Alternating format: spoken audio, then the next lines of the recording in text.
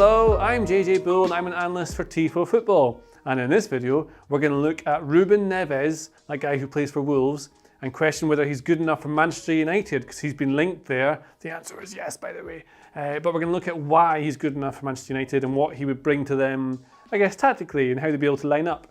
Yeah, I like Ruben Neves. Something else I like is The Athletic, yes. And if you go to theathletic.com/TifoIRL, there's an offer on where you can get, I think it's a 30-day free trial to read The Athletic and all the very best writers who are there. They write amazing things about all the different teams and footballers and tactical analysis, but in written form. You can read it on the tube or a bus or not a car. You should be paying attention to the road. Make sure you pay attention to the road.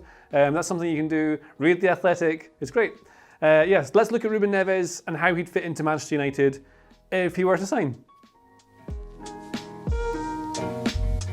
So first things first, this is essentially a transfer rumour. So United and Arsenal are two of the teams linked with signing Neves, who's been at Wolves for a few seasons now. He joined them from Porto. Its old manager Nuno Espirito Santo took him to Wolves, where he won the Championship, got promoted to the Premier League, and has been very important to them there. Now at Wolves, Neves tends to play in a two-man midfield in a 3-4-3, or as a 6 in the three-man midfield. So at United, you'd expect he'd start. Let's take out, well, this is what United line up at the moment. United play a 4-2-3-1. Now, the reason Neves would come in is because they want to have a defensive midfielder. So positionally, for Wolves, if you take Fred out, say, you can put Neves in as part of a two-man midfield, a double pivot, if you will. Or what you can do is put Neves in as a 6, as in this guy here that plays in front of the defence, move one midfielder to the left, and have another midfielder to the right. So you have to form a 3. Now Neves is a holding defensive midfield player. He's not hugely fast, he's not particularly mobile. It's not mean he can move around, he's a human and a professional athlete at that. But what Neves does is gives you long range distribution. If you were to sit here, a little brief thing of what you would do is play these sorts of long passes, switched passes out to the wide areas. He also, if he moves across to these sorts of positions here, he plays long balls that switch like this. Now, this is kind of relevant because at the moment what United have in the midfield options is Fred, McTominay and Paul Pogba. Now, I'll leave Pogba over here for just now. Now, Fred is actually statistically, surprisingly, I find it a surprise, quite similar to Neves in terms of things like tackles made per 90, interceptions made, recoveries, and passes into the final third, which is something United want. Fred's kind of similar, but you'll see with Fred is that when Fred makes passes, most of his passes tend to be like they're long range, they're like that, they're vertical, but they're very short normally. A lot of his passes in any passing map will be largely forwards, but you know, wherever he goes in the pitch, it's going to be mostly kind of, ignore this first line, but these sorts of medium range passes, short to medium range. He doesn't tend to hit long range. He doesn't switch the play. If he switches the play, he does it through build-up. So if United build from the back here, then Fred will take the ball and he'll progress play quickly by playing the sort of ball into Rashford here, and then Rashford would carry it and they go forward from there. Now, McTominay, if we put him in, McTominay tends to play mostly just very short sideways balls. So he tends to carry the ball. He's more of a progressive carrier than a progressive passer. He likes to he's box to box basically, but he's not the kind of player that can split open a defence with a pass. Bruno Fernandes is the creative outlet for United. The most creative player United have is Bruno Fernandes. If you look at any numbers that show, well, he provided the most assists last season, is 1, I think it's like 12 assists, something like that. But his chances created per 90 in open play is much higher than anyone else in the team. The second most creative player in their team is Luke Shaw, the left back. And below that, there's not really many who create. Paul Pogba should be. You'd think Paul Pogba would be one of the most, well, there he is, he's over here, one of the most creative players in that United team. But Pogba, although he provides assists now and again and is hugely skillful and does things that few other players in the entire league can do, he's not as creative as maybe you want him to be. Perhaps he's not being free enough because Pogba often has to play in this double pivot. So if it's not McFred, as in McTominay and Fred, or McFred or Fromine in the midfield, it could be Frogba, that play in this double pivot here with Fernandes as the 10. Now, United want to play a more attacking style of play, and whether that means they want to push up more and press higher up the pitch, or whether that means they want to have a different shape. This is something that has been written about Ole Gunnar Solskjaer and how he wants his team to play. So when they push up in a 4-2-3-1, Fernandes' role is very much to be the creator in the final third. So in the final phase of play, Bruno Fernandes is the guy that creates the chances for other players to score. That's what he does. Even though Rashford has the second most assists in the team last season, I think it's 8 in the league anyway, he's not hugely creative. He provides assists in other ways. It's not like he makes key passes, things like that. Fernandes does. Now, for Portugal, Fernandes plays on the right of a 3. So if you play Fred as the holding midfielder here, now Fernandes suddenly can be in this position and he will then operate in these sorts of areas. Oh my word, that's a very much straighter line than I anticipated it to be. Look how straight that line is. That's accidental. Now Fernandes will operate in these sorts of areas here. And from here he can get these sorts of crosses into the box early that he likes to make. Or, yeah, there we go, thank you very much, Mr. Board. Or he can just take shots and goal, and he does a lot from there.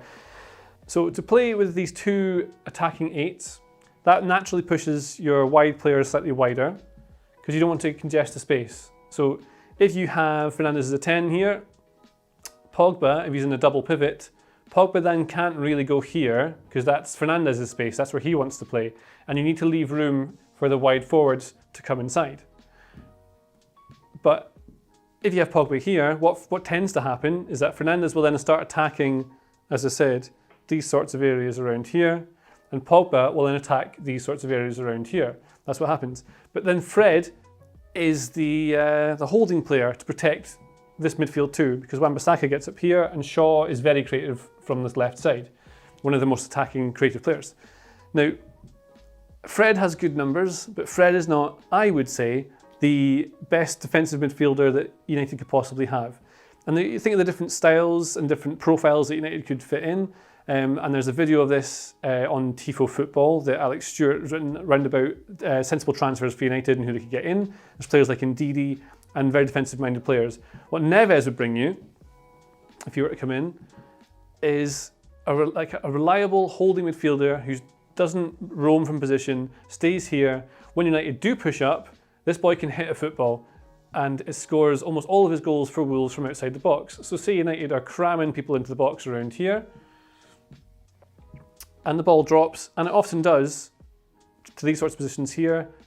Neves, not every time, but Neves can score from here. Like, he has the ability to shoot, and whether it goes in or is parried by the keeper, it gives more options for his teammates to run into shots after that. But that's not exactly the only reason that he'd want to be in the team.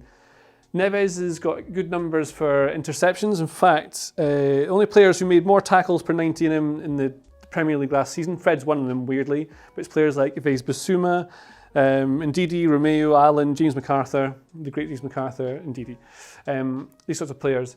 What he does do is he makes these passes from deep into the final third. I mentioned that before. So he makes a lot of passes into the final third early.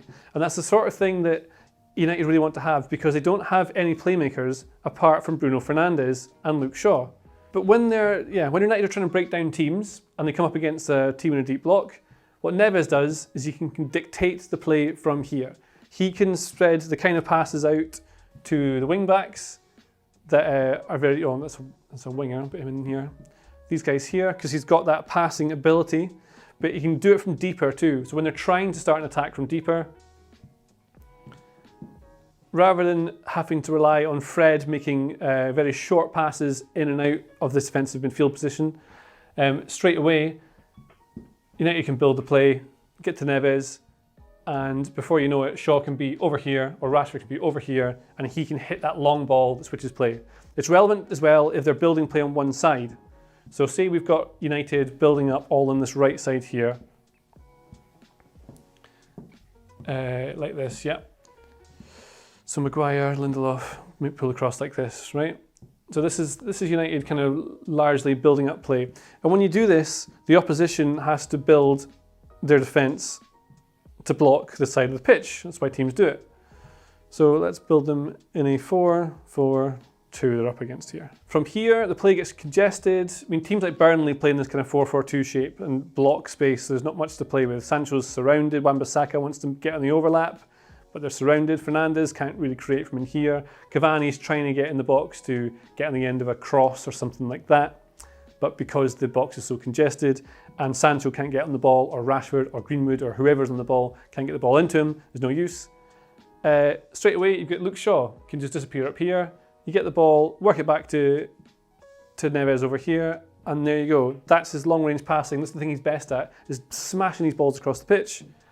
And the play switches. Shaw comes in, the defence has to reorganise, they've got to scuttle across, and in the, not chaos, but the reorganisation, the transition I suppose we should say, that's when suddenly gaps open up, players are able to find space, and United have this sort of, just a way to create something. Now, at Wolves, he's been able to do things like this. Wolves don't have as many good players as Man United. Wolves have tended to play on the counter-attack. And if you can stop Neves and get to him quickly, then clearly you can stop his passing and prevent players like Adama Traore and whichever wingers Wolves had at the time getting in behind into space on the wings. United tend to have all the possession. One of their strong suits is that they can play very quickly on the attack, the counter I should say, and they've got players like Rashford, Martial, Sancho, Wan-Bissaka, Shaw, all these guys really quick, can run at pace and exploit the kind of passes that Ruben Neves can make. But when they have possession, you bring play to one side, you switch play to the other, and then you're able to create something else by moving the way the game has gone. If the game's been broken down into short, scrappy, give it to Neves, knocks the ball long, switches flanks, and it can open something up. And playing amongst players of the calibre that United have will make him look a better player than he currently does at Wolves, where he maybe, you could say, he's stagnated a little bit. He went from being one of the youngest ever Champions League captains, so he captained Porto and he was 18 years and 221 days, I believe is the number. I assume that's correct. And that kind of points to another thing that would make him a great signing for United, if this were true, and it could be, who knows. He's a leader, and United need leaders around the pitch. Having Neves next to someone like Fernandes, or club, international teammates, you've got Pogba can then work off him because they've got someone holding. This is the important bit. Matic can hold, but Matic isn't the player he once was. He's not anywhere near as fast as Neves even, who's not very fast. Fred has a certain skill set that is useful. McTominay is more a box-to-box player, kind of useful, but not the same.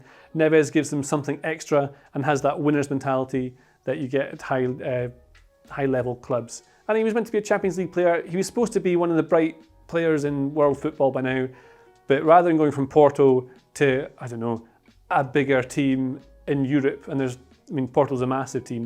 Instead, he went to the Championship with Wolves due to the various reasons, and now the Premier League, and Wolves are middled out, and Neves is middled out. If he went to a bigger team, which he's very, very, very capable of doing, I think he'd look like a great player. And that's why I think he'd be great for Manchester United if they were to sign him. And were this real? And for more analysis of real things, and also non-real things, this is our channel Tifo IRL, where we talk about all these sorts of things all the time, using our board and other such videos, some other new one that we're doing in the future. That'd be quite cool. So it'd be lovely if you subscribed, we'd love that, and like, and all the things that YouTubers say. And that's all I've got for you on Ruben Neves, and why I quite like him, and he'd be great for Manchester United, or even Arsenal, or anyone really. I like Ruben Neves. That's all I have to tell you. Ruben Neves, he's the guy. If you like this video, please consider subscribing to the channel. The Athletic brings you the best sports journalism in the world in a personalised experience, connecting you with the stories and teams that you care about the most. There's coverage of 13 sports, plus direct access to world-class journalists through live Q&As, discussions and podcasts. Not to mention, it's all ad-free. And you can try it now for free for 30 days by clicking the link in the description.